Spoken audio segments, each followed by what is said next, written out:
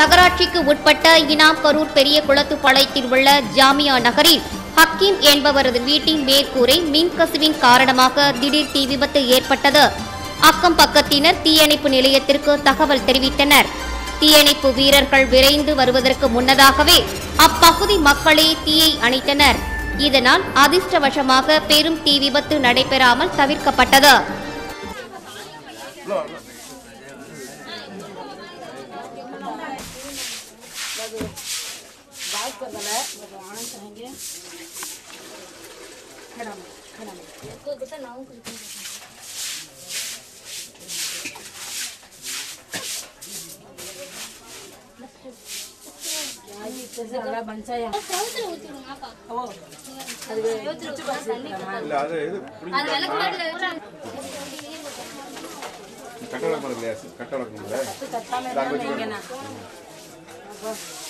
நல்ல நேரம் நீ சின்னவன் வீட்டில் இருந்தான்.